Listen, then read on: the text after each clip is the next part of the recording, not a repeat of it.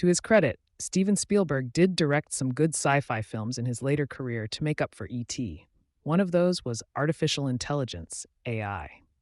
Consequently, I just noticed the similarity in the title choices, E.T. Extraterrestrial.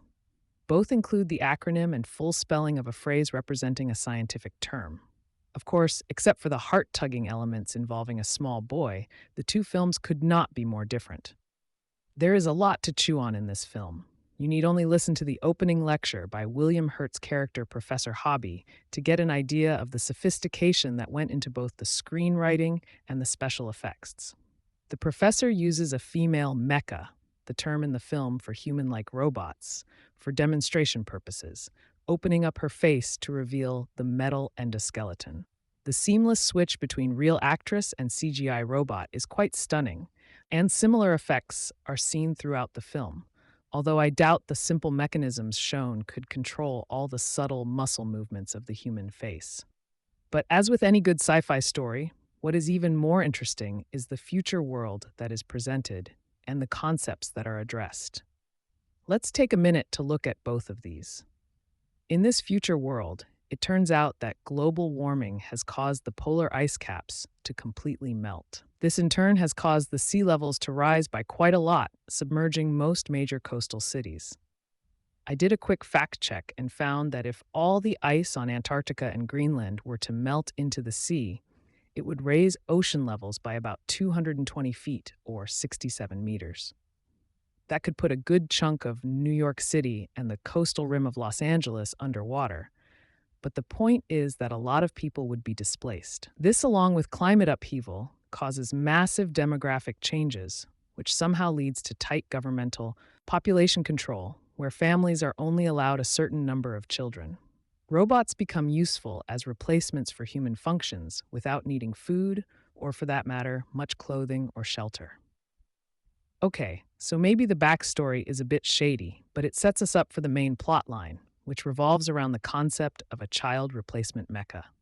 The initial speech scene is remarkably well put together, as it both demonstrates and explains the consequential outcomes of creating machines that look and behave just like human beings, even in their simulated emotional responses. The professor stabs the female mecha's hand with an ice pick, and she yelps and pulls her hand away. As she puts it back on the table, he lunges again, and she pulls her hand back as a learned response. But to what? He asks her, "How did that make you feel?" She replies, "I don't understand." He tries again, "What did I do to your feelings?" She coolly replies, "You did it to my hand." As a software programmer, I know it would be easy to make the robot pretend it understands what feelings are, but the scene does a nice job of illustrating the problem. The professor goes on to propose a new type of mecha that would be able to love. The technical dialogue that is meant to lure us into believing there is actually a scientific way to do this has that perfect mix of the foreign and the familiar to convince us that it would be something smack in between simulation and real love. What it actually means is still an open question for both philosophers and scientists today. But if a child robot could form a bond with a parental couple, it would allow people to have more children of another form. Yet if that bond is programmed to be irreversibly permanent, kind of like write once, read only memory, does the couple have the same responsibility to it as to a real child? The first prototype of this new mecha is a young boy. The corporation, ubiquitously named Cybertronics, chooses to assign him to a couple whose only son has been in a coma for 5 years with no hope of recovery. The father obtains the mecha for his wife as a way for her to displace her unending grief, and she reluctantly agrees to try it. Later, their comatose son miraculously recovers. The real son doesn't take to the intruder well and gives the mecha an inferiority complex. Somewhat predictably, he attaches to the Pinocchio story in his desire to become a real boy like his playmate. In the fairy tale, this is accomplished by the blue fairy, but the mecha's attempts to copy the son become self-destructive and raises safety concerns. The father, who always considered the mecha's purpose as a comfort for mom, then pressures her to return it to Cybertronics, where she knows it must be destroyed. Its permanent bond to herself makes it unresellable.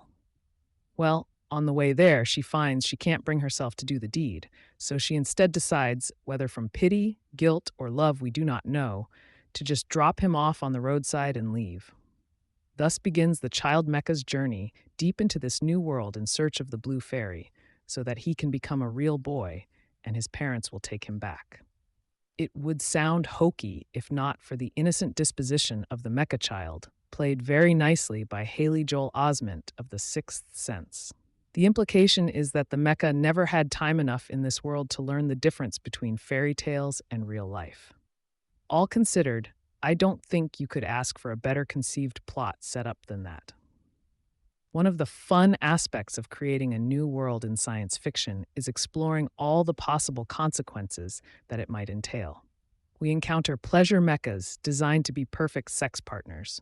Inevitably, some will be abandoned to themselves, and they end up in red light districts where they have taken over the prostitution business because customers prefer the robots to humans.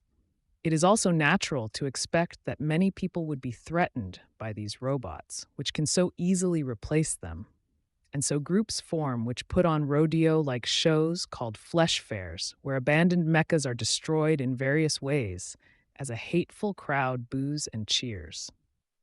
And mechas can easily be framed for crimes too. Eventually, after several adventures and revelations, with the help of another mecha played nicely by Jude Law, the mecha boy finds what he was looking for, the Blue Fairy, a statue in front of a Pinocchio ride at a Manhattan Island amusement park, submerged deep beneath the floodwaters. I have to agree with the critics that the movie would have ended perfectly with the young mecha staring lovingly at the statue for eternity. But I guess that wasn't a happy enough ending for Spielberg, so he added another 20 minutes to give the boy a more palatable fate. I considered it a complete waste of time since the new illusion is no more real than the first, and for a robot, it would not matter.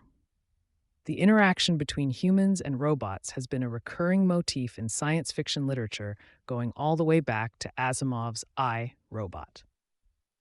This film presents a fresh and updated look at it, with highly polished direction and cinematography that we've come to expect from Mr. Spielberg. It did not make my collection, but I would definitely recommend it to those who share my interest in think pieces.